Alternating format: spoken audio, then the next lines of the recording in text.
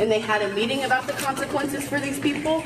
So with that said, I would like no consequences for anyone in here because there's no reason to have them.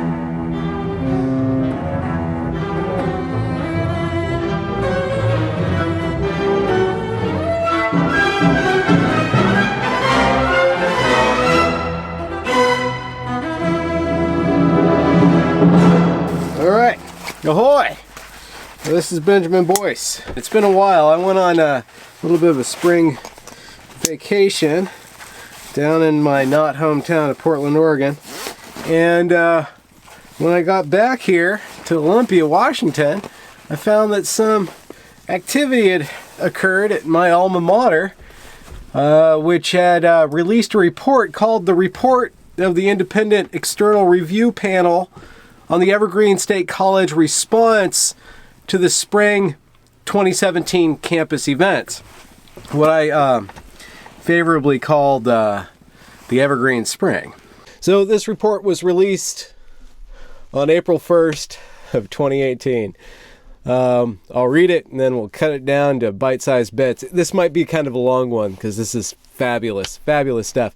By the Independent External Review Panel, Honorable Bobby Bridge, CEO and President, Center for Children and Youth Justice, and Washington State Supreme Court Justice, retired. She's also somewhat known for a hit and run that she did late at night in Seattle when she had drank too much. But, you know, I mean, I should let her live that down because I'm sure a certain percentage of my videos basically amount to hit and run. Then there's Dr. Thelma Jackson, founder and owner of Foresight Consultants and former member and chair of the Board of Trustees in the Evergreen State College. So she was a previous Board of Trustees members, this Thelma Jackson. And here's some footage of her that basically shows her view on education and what education should be about.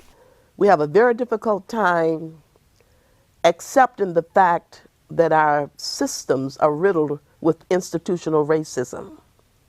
It's a very difficult discussion to have, the issue of race. Yet the issue of race is so paramount within our systems, and education is one of the most bureaucratic systems around. The inequalities I'm talking about, I've done an extremely large amount of work on the achievement gap. It comes right down to institutional racism and the belief that some kids can't learn. And the ones that aren't learning are accepted as the ones who are not supposed to learn. So the denial that the system plays a key role in what's going on. We've gone through this period of time where we've blamed the child, we've blamed the family, we've blamed the community. They're poor, so they can't this, and everything except as a system. We have not reformed ourselves, we have not changed ourselves to meet our students where they are. And the fact that since they all can learn and they aren't all learning, then part of the problem must be us. And then lastly, there's Dr. Ronald R. Thomas, President Emeritus, the University of Puget Sound. He hired his friends to, make a judgment call on how he acted and what Evergreen should do. And you will probably not be surprised with what they concluded here. The primary purpose of the review, according to President Bridges' charge, was to, quote, examine and assess the steps the college has taken to address and/or correct aspects of its programs and campus conditions that might have contributed to the unrest, while also continuing to pursue its strategic priorities for advancing Evergreen. I don't know what he means by advancing Evergreen, unless advancing is advancing off of the cliff. Our report was to focus on the future, even as we sought to gain a better understanding of the immediate and foundational causes of the unrest, and to offer assessments of the college's response and the numerous steps already taken to address the campus's safety, clarify and tighten policies on accountability, whatever that means, accountability. Watch them finagle through this whole thing called accountability, because they blame everybody except for themselves. I mean, this independent review board blames every single person in the whole freaking world except for the college administration and the faculty and the students. It's wonderful. So I don't know what they mean by accountability, unless by accountability they mean just shirking accountability. And reinforcing the college's commitment to freedom of expression. Now we're going to come back to that freedom of expression, because that freedom of expression is a very limited freedom of expression. Well, I guess you're free to express as long as if you express anything that disagrees with us, then you're automatically going to be put in the box called our enemy. So you're free to be our enemy. Just express anything that we don't want you to, and you're our enemy. To that end, this report addresses 3 key areas.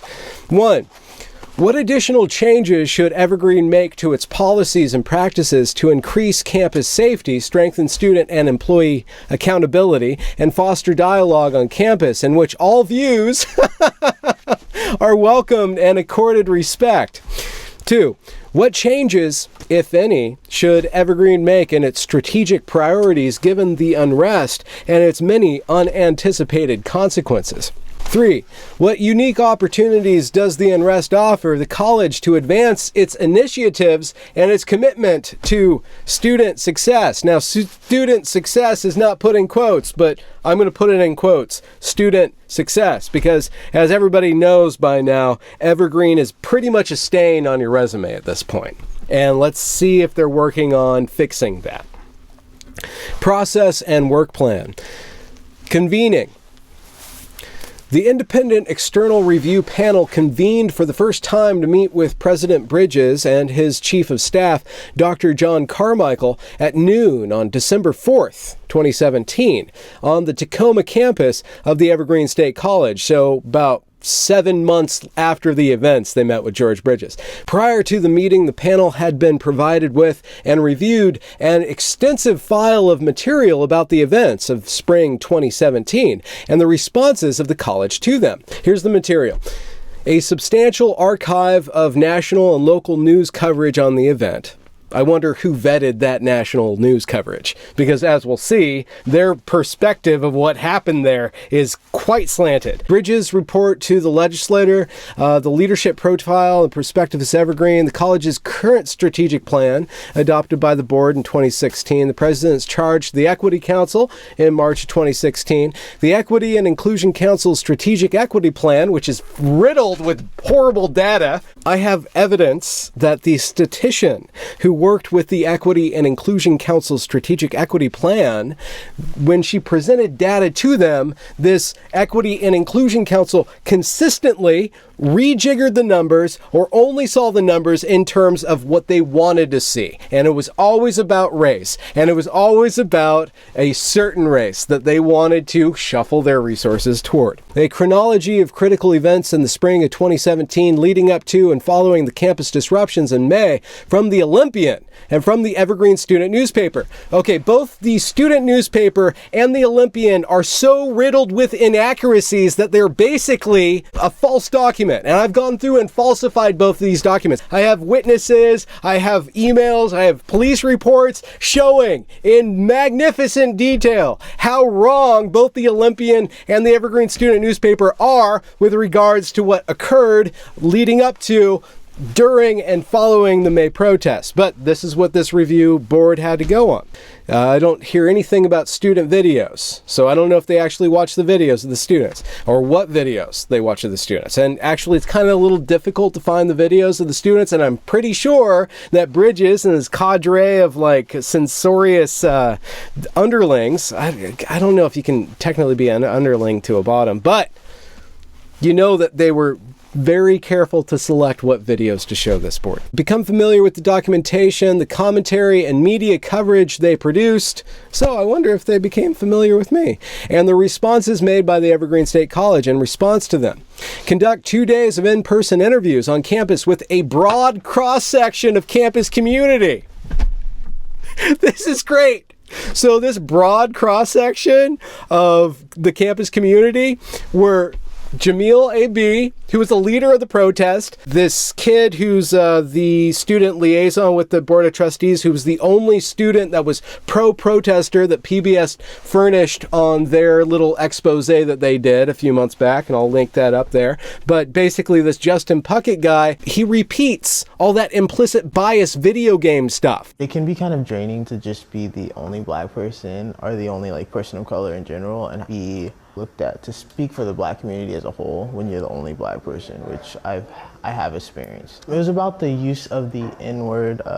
A faculty member asked if it was okay for other white students or other white people to use that word and like looked at me. And then Jacqueline Littleton, who wrote scathing, libidinous articles against Brett Weinstein right after the protests, which are also riddled with inaccuracies, right?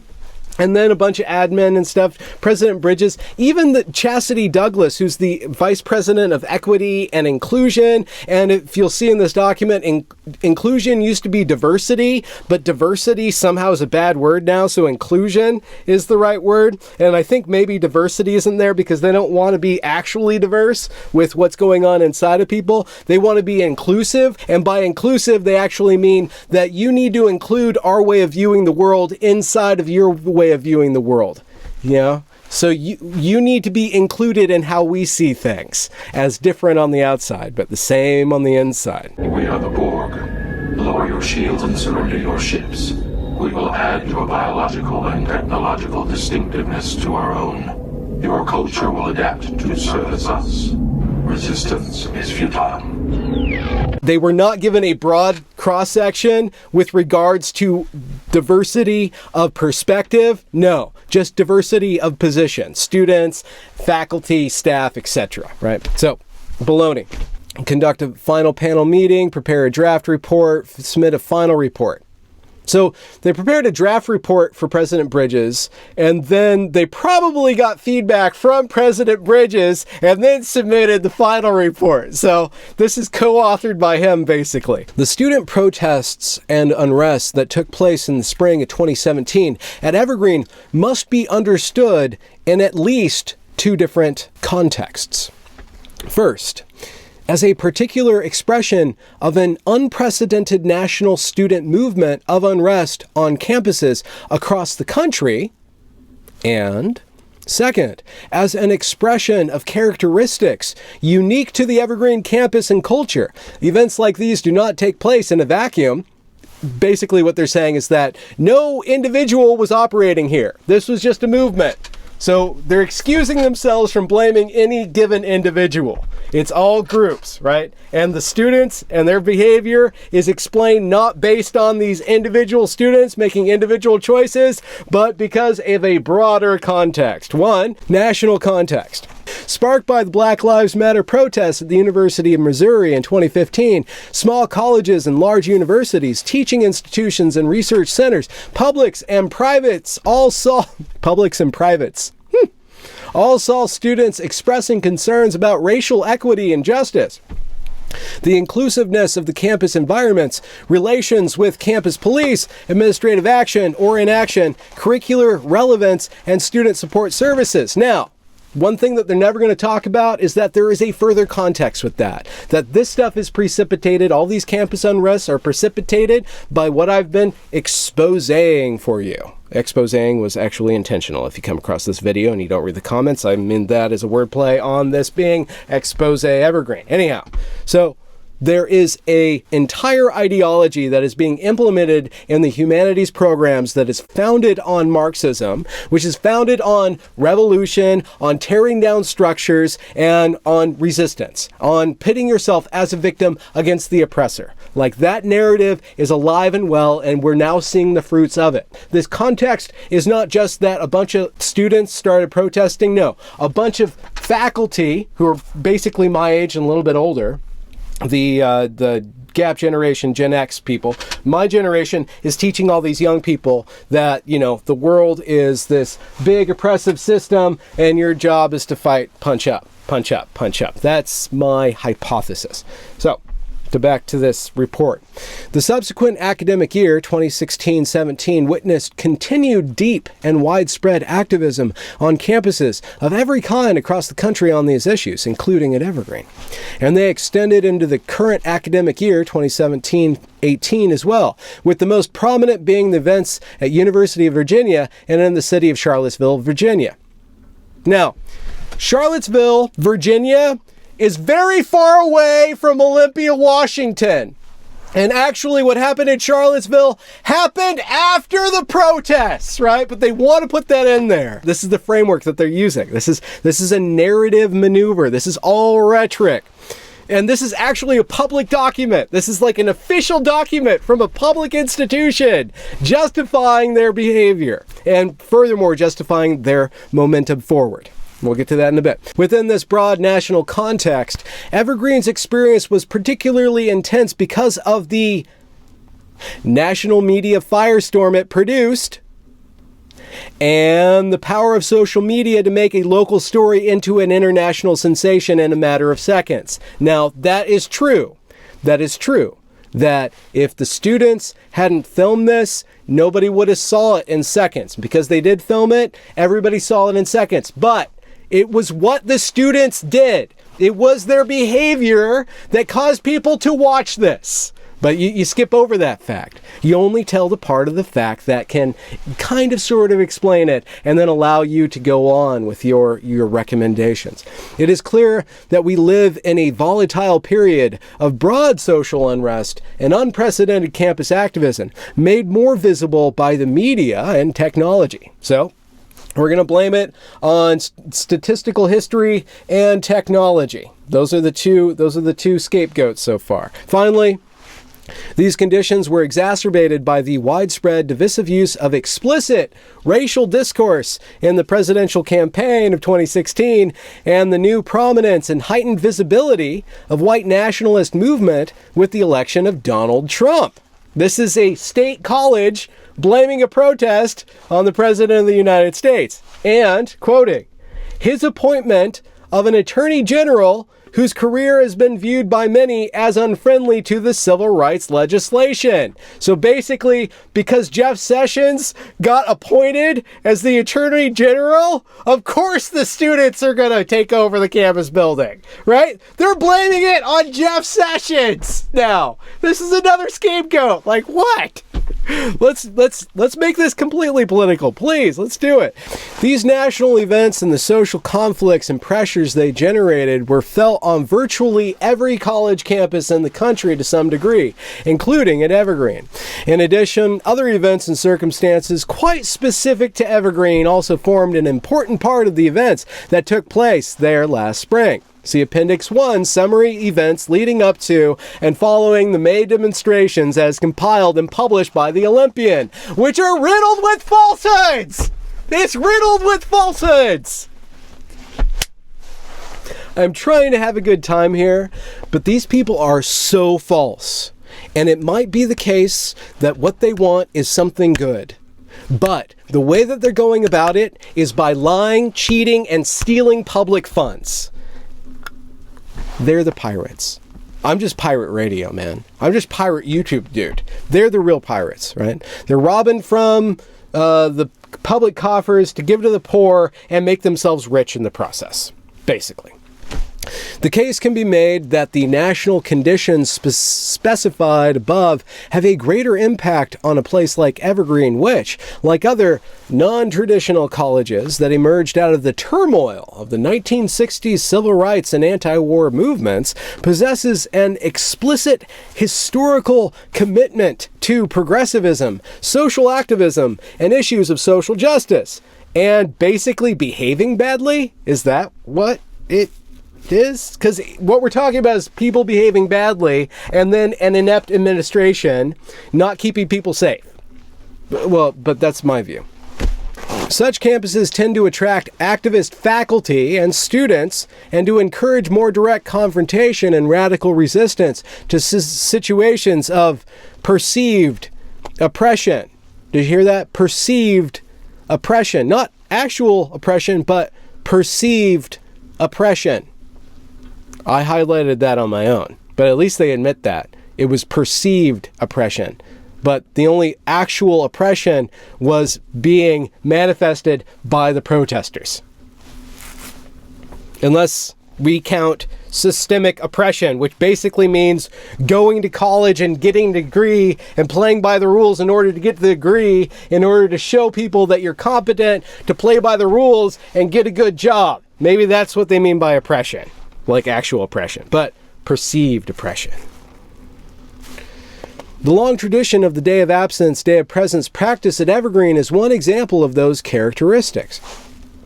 And the proposed variation of the practice this last year to invite majority students rather than underrepresented students. Okay, listen to that, right? So this is the wordplay. Majority students, underrepresented students. What's the opposite of majority? It's minority. You can't use that word anymore, so you use the word underrepresented, which basically means that the majority students are overrepresented.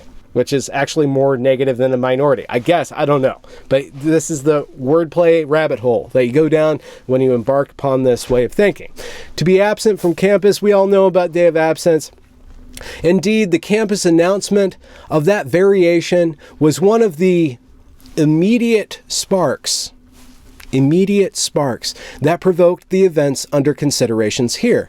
It wasn't. It was not an immediate spark. What was the immediate spark is the false event of 2 students not being detained, but being said to be detained by the police. So the Day of Absence, Day of Presence was used to fuel the protests after they had already got things going. In addition, Evergreen's unusual degree of historic, I kind of want to say histrionic commitment to diversity and equity built into its founding can be seen in the president's charge of the Equity and Inclusion Council and the far-reaching recommendations of the 2016-2017 Strategic Diversity and Equity Council. See Appendix 2. Horrible document. Again, certain hiring and other recommendations in that plan for faculty were among the points of controversy among certain professors whose communications on the issue touched off the reaction of the students in the spring of 2017. Brett's email did not spark the reaction. It was something else. They just needed a white man to yell and scream, hey, hey, ho, ho, this racist faculty has got to go. Actually, those emails were leaked by one of the professors, Naima Lowe most likely, to the students. But Naima Lowe is not brought up in this document, just this certain professor. The convergence of national and local conditions can be seen in earlier disruptions on the Evergreen campus that reflected an undercurrent of racial tension on campus. They include the student demonstration at Convocation in September of 2016. Listen to this.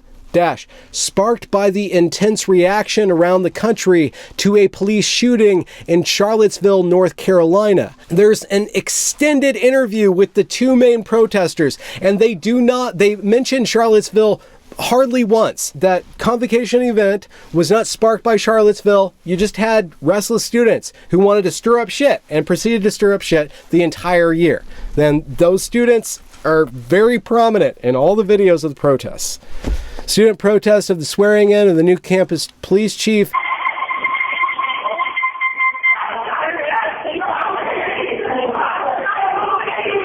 And the student disruption of the Purse Hall building dedication in campus in November. Dr. King stated that the arc of the moral universe bends towards justice. Dr. King is also dead. And perhaps the most distinctive aspect of the Evergreen events relate to the faculty member who had objected strenuously and publicly to the Day of Absence on the listserv. Took advantage of this situation. Brett Weinstein took advantage of this situation. In what way did he take advantage of this situation? To make a national news story out of it through high-profile interviews with national media, including the Fox News Network, that were used to make a political point. So it's only political if everybody else does it, because this is reeking of politics. They already took a shot at President Trump and Jeff Sessions for whatever reason, but now they're like, oh, they're trying to make it political. This other guy's trying to make it political. Like, this is, I don't know if they're I think they're smart enough to do this because there's a president, a judge, and then this woman who's been working on this stuff for a really long time. Yes, a lot of time has passed, but we're still a discriminatory country. We're still a country of inequity. We're still a country of bigotry and prejudices. And one has to understand the history of this country. Viral videos of that faculty member's debate with students who disrupted his class lent fuel to the fire. Actually, the viral videos of the entire thing is what started the fire. Right? But they want to print it on bread. This is horrible. This is a horrible document. The national media I would not be surprised if this is grounds for another suit. This is an official document. The national news media spotlight often distorting the facts on the ground behind the unrest as they fucking distort the facts. Imposed its own narrative as they composed their own narrative on the events and transformed them into an example of a campus meltdown. What else was it? Was it not a campus meltdown? And the wholesale failures of a generation of students and a campus culture. The Evergreen campus quickly became as much a communications battle with the media as an expression of genuine college issues. Now, these genuine college issues are so riddled with power plays and lies that I don't think that we can actually authentically call them genuine. But just go ahead and assert that. Go ahead and assert that. Because if you believe that you're genuine, it doesn't matter how much you lie, you're going to be genuine. And you can just say it over and over and over again. The unfolding of events also brought to light disagreements among senior administrators about how to respond to such circumstances to ensure campus security. Some took a more flexible, non-confrontational, and educational approach, seeking to reduce tensions, promote dialogue, and diffuse anger. Now, here's where somebody gets some blame. Others embraced more of an accountability and enforcement approach, seeking to draw clear lines of acceptable behavior and a show of strength to maintain those standards. I really don't know what they're talking about, but I know that there was faculty. I know it was faculty wars, but they're talking about the administration, so I don't know. These differences between campus officials and the resulting tensions they created within the administration sent a mixed message to the community and created its own fuel for the public relations fires being stoked by national and local and social media. These apparently unresolved disagreements hampered the administration's ability to make a coherent response to the disruptive campus events. Hampered their ability. So basically, George wasn't able to act according to how he was supposed to act. But no, it's not George's fault. It's the administration's fault, right? And later on, they're going to exonerate George. They're going to completely exonerate George. But here we have some negative feedback to this administration, and somehow it's diffused across all these faceless actors. Evergreen's campus unrest needs to be understood as a particular manifestation of deeply rooted social inequities expressed on campuses nationwide that year. Events which, because of the incendiary TV appearances of an Evergreen faculty member combined with the explosive power of viral videos, became distorted by media outlets and exploited by extremist groups for their own political purposes. How are these people not the extremists themselves? Strategic recommendations. Develop a strong, proactive, and integrated internal Evergreen campus communications plan. While there may be some understandable concern by senior administration that internal campus communications may be shared with or visible to hostile external audiences for distortion and exploitation, I wonder, am I distorting things? Am I exploiting things? Maybe I am, but maybe I'm not. The risks are far greater of a deterioration of the fabric of the campus community, characterized by feelings of mistrust and exclusion from the administration. Now, if you guys were right, you probably wouldn't be being exploited. You'd probably be being praised for being the bulwark of this equity agenda and not showing that this equity agenda really isn't at its root entirely corruptive to those that it benefits and those that even put it forth, because they need to scramble and make constant justifications to ensure these outcomes and to diminish the opportunities.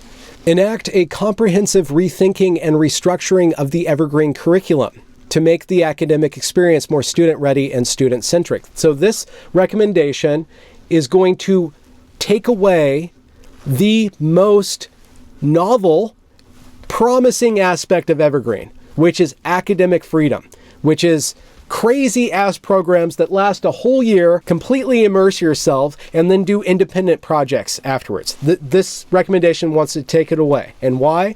Here's their justification. The current curriculum design assumes of students a great deal of personal self-knowledge, direction, sophistication, and intellectual awareness that may not be justified in a student body with the range of preparation and background that now characterizes the Evergreen student population. They basically just called the Evergreen students idiots. In the independent external review panel's assessment, President Bridges and the Evergreen State College administration faced admirably and courageously a fast-moving and highly charged set of events in the spring of 2017. We were impressed with the degree to which President Bridges directly engaged with and listened attentively to the student demonstrators, sometimes under very hostile and intimidating circumstances, such as being taken hostage by one of the people that you're interviewing.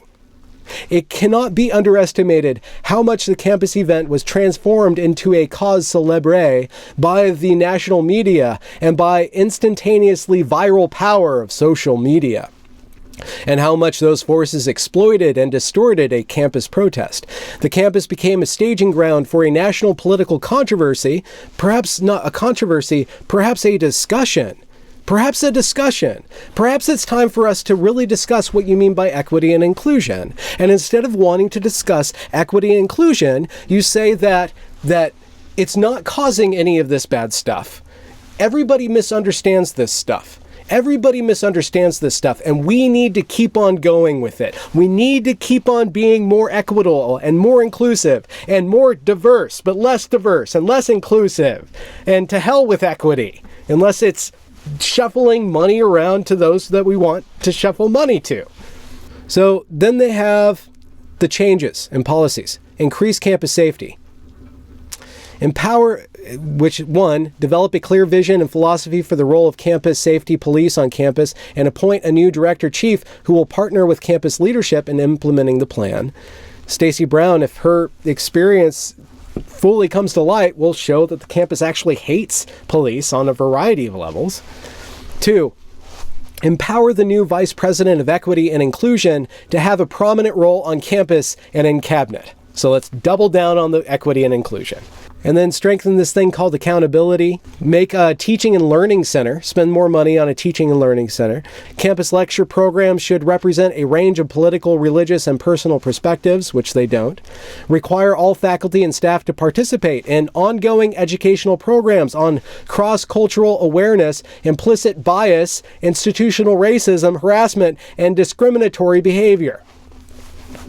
Fully empower and fund a properly staffed Office of Equity and Inclusion. Enact comprehensive reform and restructuring of the curriculum. What unique opportunities does the Unrest give the college to advance its initiatives for and its commitment to student success, including enrollment? This is beautiful. Distinguish and brand Evergreen State College as a college that honors and makes a place for informed political activism, civic engagement, and civil discourse. Didn't you guys just say that Brett was taking advantage of the situation and using it all for political gain? So you guys you're not practicing what you're preaching. In short, way too long, but in short, this report was staffed by friends of Bridges. It was edited or submitted as a draft to Bridges and then published as a final draft. What does it do? It blames the media. It blames me, even, as social media. It says that everything was a misunderstanding. It calls out not a single protester. It does not mention Naima Lowe at all. And furthermore, it blames it all on these external circumstances, and it denies the ability for us to actually have a conversation about equity and inclusion, and it bases it all on very selective, and if not selective, then falsified facts to make its point. And Bridges did nothing wrong. And this is the official document. Reading this thing, it's amazing.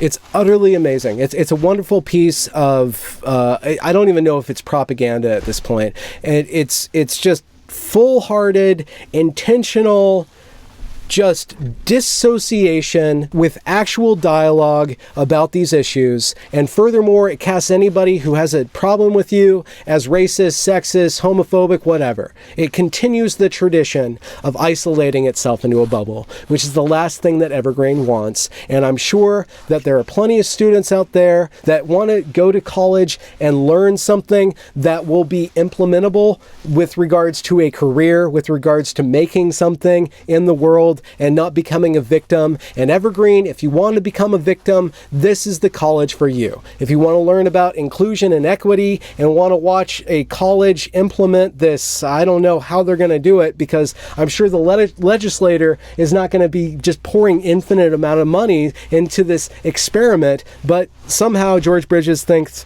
that he can pull this off. Somehow the Board of Trustees thinks that George Bridges can pull this off. And it's not true. It's not true. So, heidi-ho, good night, au revoir, here's some not cats, toodaloo.